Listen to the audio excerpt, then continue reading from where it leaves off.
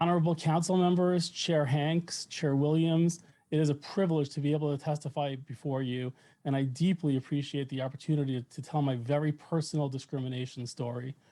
As a college professor, I really appreciated the incredible civility and collegiality demonstrated by all of you in today's discussion. I've been here all morning and all afternoon. I wish more leaders and politicians would follow your lead. Councilwoman Vernikoff, I know your fight against anti-Semitism goes back a long way with the Lawfare Project and so many other things. Thank you so much for your dedication to this important scourge. My name is Jeffrey Lax. I'm a professor at CUNY and I've chaired the Department of Business at Kingsborough Community College for the past 12 years. I'm a CUNY lifer. I love New York City. I was born in Brooklyn. I was raised in Staten Island, Shaolin, and I do love CUNY. I myself went to CUNY for both college and for grad school. So it is with unbelievable, genuine sadness coming from the depth of my heart that I tell you that CUNY campuses have become cesspools of anti-Semitism. Pains me.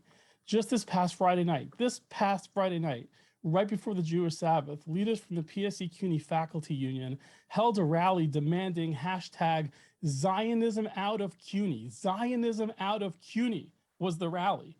What is Zionism? Well, for me, like for many Jews, Zionism, like Mecca for Muslims, is a religious belief that is inexorably connected to the Jewish people and the land of Israel.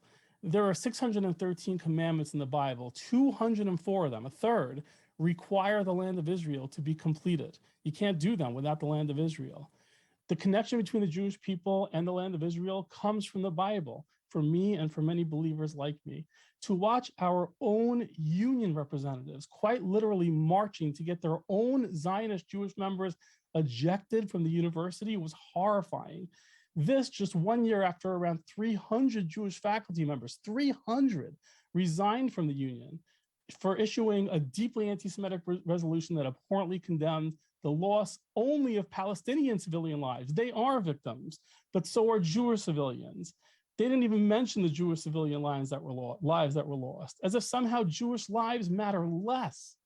This Jew-hating climate has been enabled by CUNY, and it hit me up close and personally on my own campus.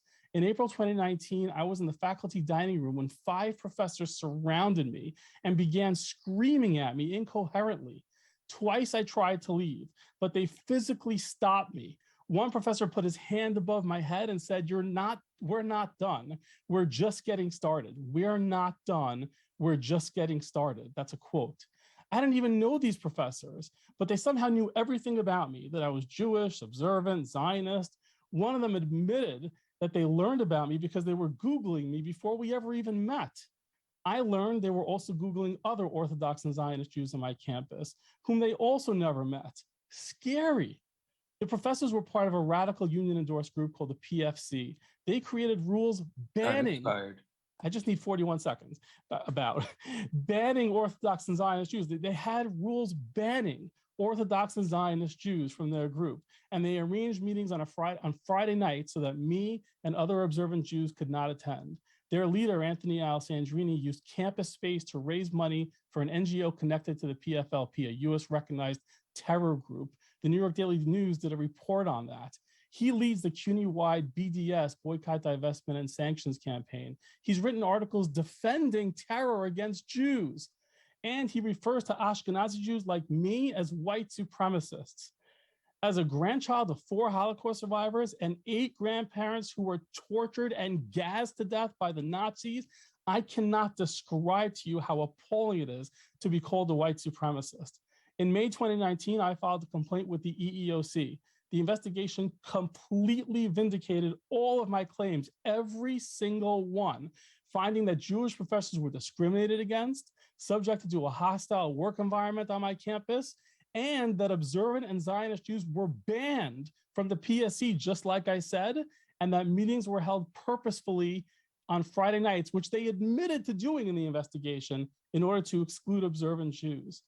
But things have only gotten worse for me. Our president and the chancellor have ignored all of my pleas and refused to act on the findings. The New York State executive order that bans BDS and this type of treatment based on Zionism has not been enforced by the governor. I know this is a city council hearing. It is this callous indifference to anti-Semitism that foments Jewish hate, and I am asking you for help. Thank you so much for this time. It means everything to me.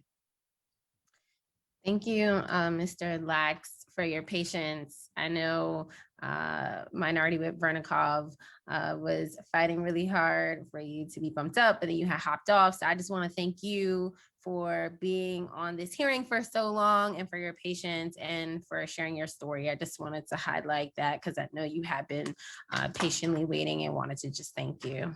Thank you. Yes, and I also want to echo the sentiments of Chair Williams. Thank you so much for sharing that painful testimony, and we will definitely be speaking offline. Thank you. Thank you.